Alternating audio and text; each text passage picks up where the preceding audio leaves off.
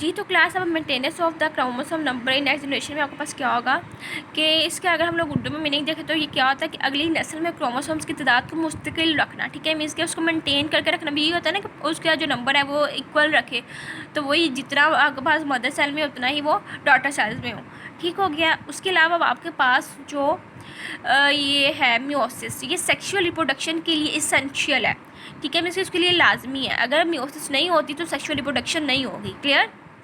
Then अब ये कैसे नेसेसरी है आपके पास सेक्सुअल रिप्रोडक्शन के लिए, ठीक है। अब तक आप जनरली मियोसिस की सारी डिवीजन्स के बारे में पढ़ चुके हैं, मियोसिस की कौन कौन सी फेजेज होती हैं और ये कैसे डिवाइड, इसमें डिवीजन जो है वो कैसे होती है, ठीक है। अब हम लोग ये देखते हैं मियोसिस की डिवीजन जो है वो कहाँ पे होती है और उस डिवीजन के थ्रू जो आपके पास एक न्यू ऑर्गेनिज्म है वो कैसे बनता है, क्लियर। तो सबसे पहले अगर हम लोग ये देखें ह्यूमन्स की बात करते हैं, ठीक है।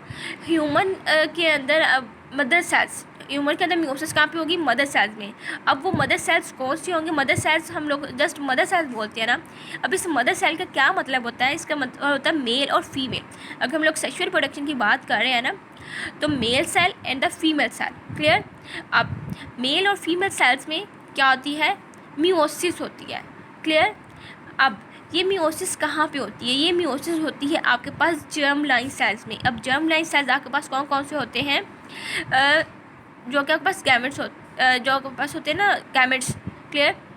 कौन कौन से, स्पर्म एंड एग, ठीक है। उनके अंदर मियोसिस होगी और वो बना देंगे आपके पास हैप्लॉइड गैमेट्स, ठीक है। हैप्लॉइड गैमेट्स का क्या मतलब है कि उनके अंदर जो नंबर ऑफ क्रोमोसोम्स होते हैं as compare to mother cells वो रिड्यूस हो जाते हैं, ठीक है।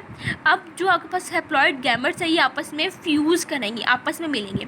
अब ये जो आपके पास हैप्लॉइड गैमेट्स है ये किसकी बात हो रही है, मेल में से स्पर्म आएगा और फीमेल में से एग, ठीक है। मेल्स का जो आपके पास गैमेट होता है वो स्पर्म होता है, फीमेल का होता है आपके पास एग, ठीक है। ये दोनों आपस में फ्यूज़ करेंगे और उनकी फ्यूजन के बाद क्या होगा, डिप्लॉयड जाइगोट बनेगा, ठीक है।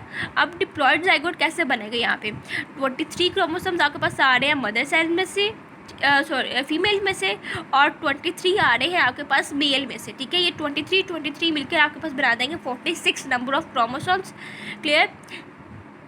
जिसकी वजह से अब जो जाइगोट बनेगा वो होगा आपके पास डिप्लॉयड जाइगोट होगा, ठीक है ना। आपके मन में क्वेश्चन आ सकता है हैप्लॉइड से डिप्लॉयड कैसे बनता है, ठीक है।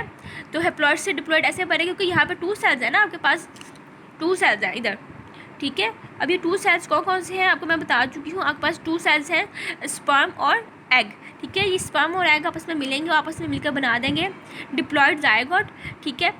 ये डिप्लॉयड जाइगोट आफ्टर फर्टिलाइजेशन बनेगा ना, ये दोनों जब फ्यूजन होगी स्पर्म की और एग की फ्यूजन होगी, फ्यूजन के में मीन्स के उसको जब अगर फ्यूजन सक्सेसफुली होती है फर्टिलाइजेशन और देन उसमें जाइगोट बन जाएगा, ठीक है। अब जाइगोट में क्या होता है, जब जाइगोट फॉर्मेशन हो जाती है तो उसमें होगी माइटोसिस, क्लियर।